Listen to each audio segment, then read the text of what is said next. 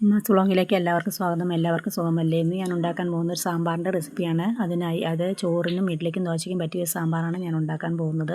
അതിനായി ഒരു പാൻ അടുപ്പത്ത് വെച്ച് ഒരു കഷ്ണം കായം ചെറിയ കഷ്ണങ്ങളായത് ചേർത്ത് കൊടുക്കാം. ഒന്ന് ഇളക്കി കൊടുക്കാം.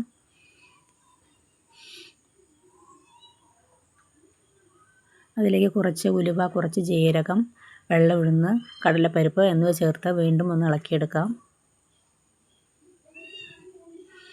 മുഴുവൻ മല്ലിയാണ് പിന്നീട് ചേർത്ത് കൊടുത്തത്. കുറച്ച് മുഴുവൻ മല്ലി ചേർത്ത് കൊടുത്ത് നന്നായി ഒന്ന് ഇളക്കിയെടുക്കാം.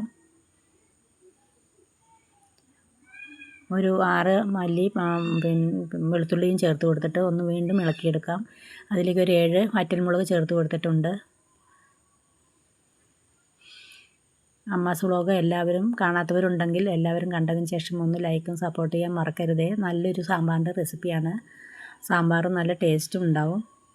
പിന്നീട് അതിലേക്ക് കുറച്ച് തേങ്ങ കൂടി ചേർത്ത് കൊടുത്ത് നന്നായി ഫ്രൈ ആക്കി എടുക്കാം. കറുവേപ്പിലയും ചേർത്തിട്ടുണ്ട്. ഫ്രൈ ആയി മാറ്റി വയ്ക്കാം. പിന്നീട് ഒരു ചീനച്ചട്ടി അടുപ്പത്ത് വെച്ച് അതിലേക്ക് കുറച്ച് വെളിച്ചെണ്ണ ചേർത്ത് കൊടുത്തു.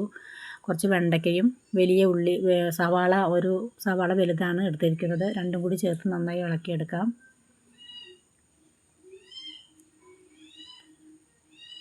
അതിലേക്ക് കുറച്ച് പുളിവെള്ളം ചേർത്ത് കൊടുക്കുന്നുണ്ട്.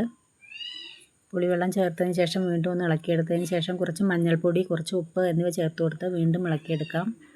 പിന്നീട് തേങ്ങ വറുത്തതും ജാറിലേക്ക് മാറ്റി അരച്ചു വെച്ചു.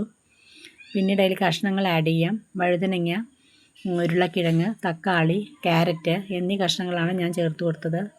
അതിലേക്ക് ഒരു കഷ്ണം ശർക്കര കൂടി ചേർത്ത് കൊടുത്തിട്ടുണ്ടായിരുന്നു. നന്നായി വേവിച്ചെടുക്കാം. സാമ്പാർ റെഡിയായി. അതിലേക്ക് ഒരു വറവ് തയ്യാറാക്കാം. അതിനായി ഒരു ചട്ടി അടുപ്പത്ത് വെച്ച് അതിലേക്ക് വെളിച്ചെണ്ണ ചേർത്ത് കൊടുത്തു. കടുകിട്ട് പൊട്ടിക്കാം. ഒരു വറ്റൽമുളകിട്ടു, കറുവേപ്പില ഇടാം. പിന്നീട് അതിലേക്ക് 1.5 സ്പൂൺ സാമ്പാർ പൊടിയാണ് ചേർത്ത് കൊടുത്തത്. സാമ്പാർ പൊടി ഇങ്ങനെ ചെയ്യുകയാണെങ്കിൽ നല്ല ടേസ്റ്റ് ആയിരിക്കും. ഇഡ്ഡലിയും ദോശയും ചോറിനും പറ്റിയ നല്ലൊരു സാമ്പാറാണ്. എല്ലാവരും ഉണ്ടാക്കി നോക്കണേ.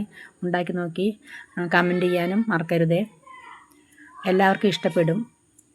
അത്രയ്ക്ക് നല്ല ടേസ്റ്റാണ് സാമ്പാറിന്. ശർക്കര കൂടി ചേർത്ത് കൊടുത്താൽ സാമ്പാറിന് ഒന്നുകൂടി ടേസ്റ്റ് ഉണ്ടാവും. എല്ലാവരും ഇങ്ങനെ ഒന്ന് ഉണ്ടാക്കി നോക്കണേ. നല്ല ടേസ്റ്റുള്ളൊരു സാമ്പാർ റെഡിയായി. ഇങ്ങനെ കഴിക്കുകയാണെങ്കിൽ നന്നായിരിക്കും.